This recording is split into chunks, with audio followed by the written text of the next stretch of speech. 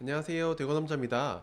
이번 영상은 직장인이 퇴근을 하고 봐야 되는 이것에 대해서 말씀을 드릴까 합니다.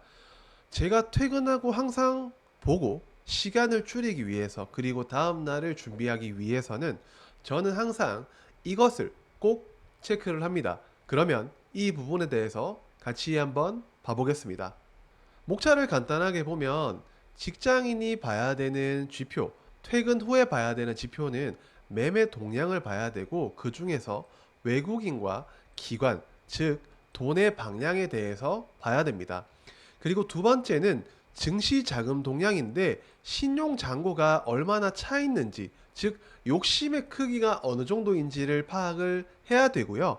세 번째는 거래량에 대한 급증 종목, 급감 종목에 대해서도 파악을 하셔야 됩니다. 즉 주도주인지 주도주가 아니고 이탈이 되었는지를 체크를 하셔야 되는데요.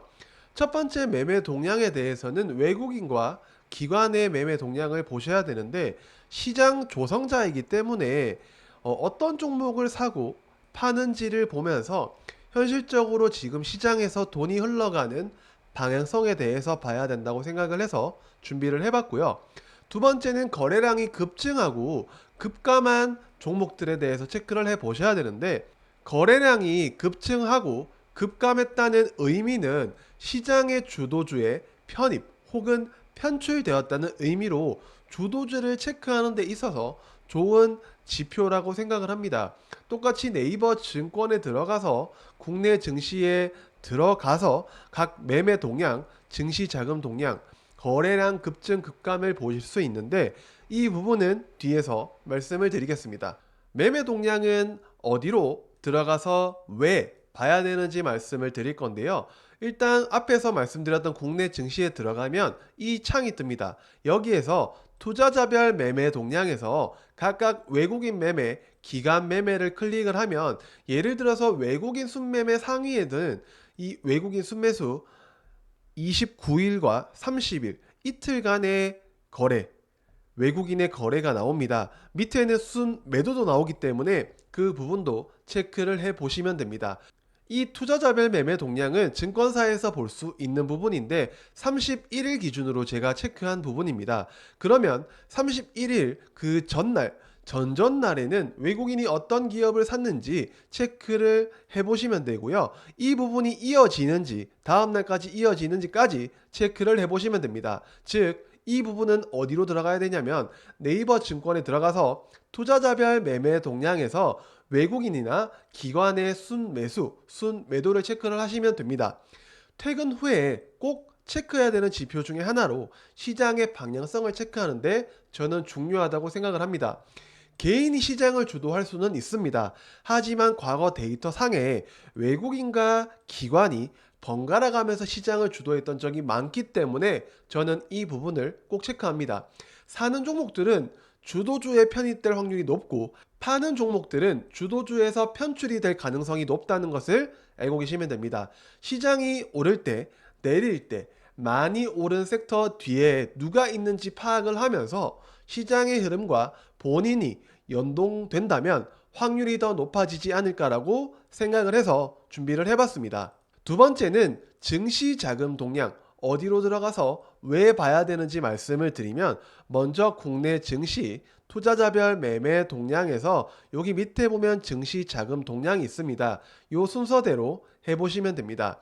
왜 퇴근 후에 체크를 해야 되냐면 욕심의 크기, 지금 시장의 욕심이 어느 정도 차 있는지를 보셔야 되는 부분이라고 생각을 해서 준비를 해봤습니다.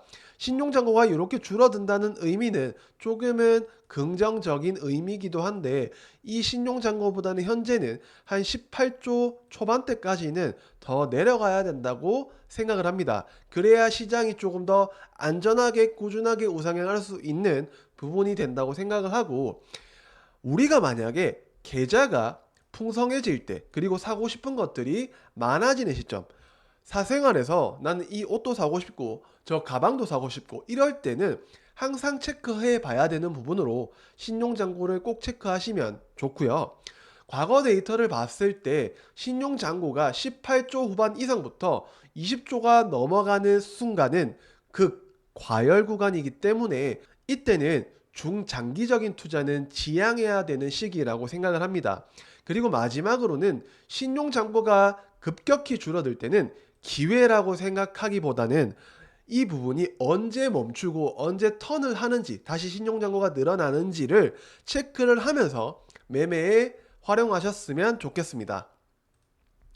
그리고 거래량이 급증하고 급감하는 종목들은 왜 어떻게 봐야 되냐면, 국내 증시로 들어가서 여기에 거래 상위에 급증, 급감을 각각 클릭하시면 여기에 보면 여러분들이 조건을 선택하실 수 있어요.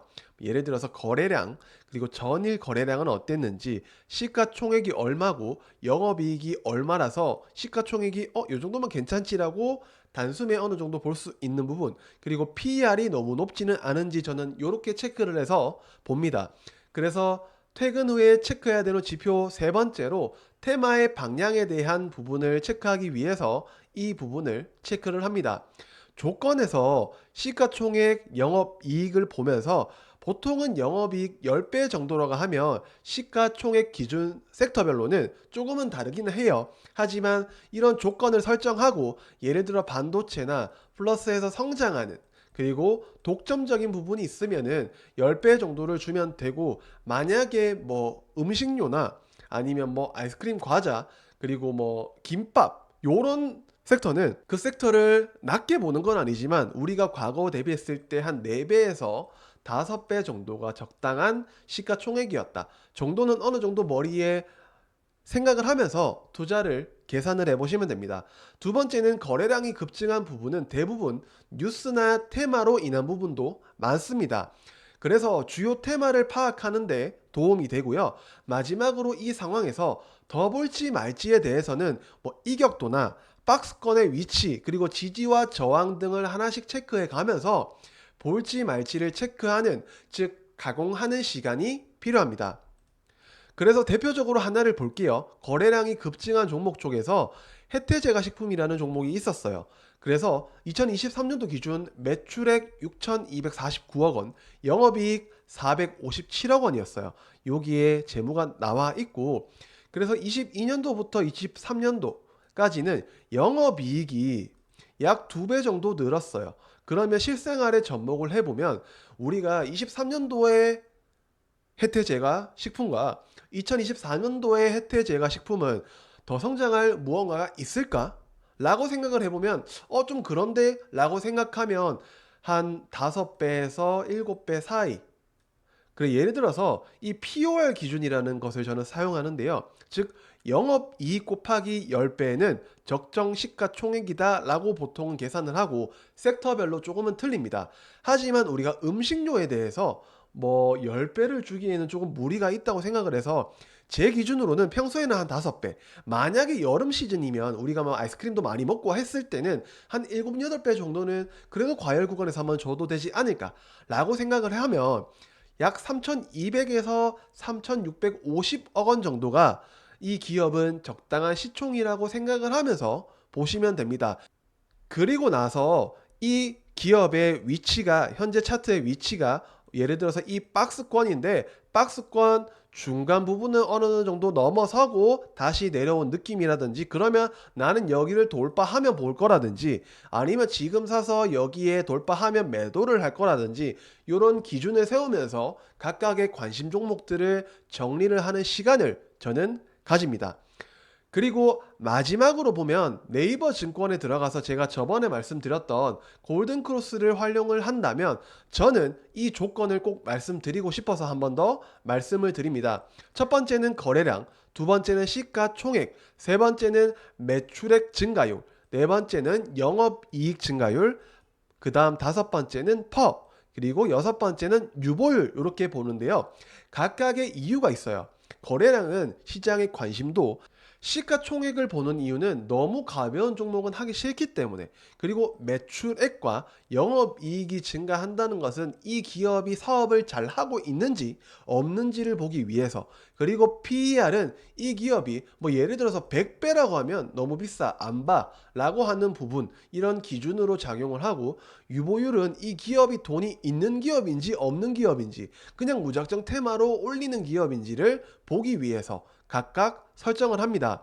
그래서 각 투자자들마다 원하는 조건에 대해서 선택을 하시면 되고, 무조건 다 보는 것이 아니라 걸러내야 될 섹터와 기업들을 구분을 하면서 종목이나 섹터 그 뒤에 어떻게 매매를 할지 결정할 종목들을 추려내기 위한 하나의 준비 과정이라고 생각을 하시면 됩니다. 그래서 직장인분들이 만약에 퇴근하고 뭘 봐야 될지 모르겠다면 꼭 이런 부분을 활용해 보시면서 매매에 참고해 보셨으면 좋겠어서 영상을 준비해 봤습니다. 그러면 저는 다음 영상에서 뵙도록 하겠습니다. 안녕.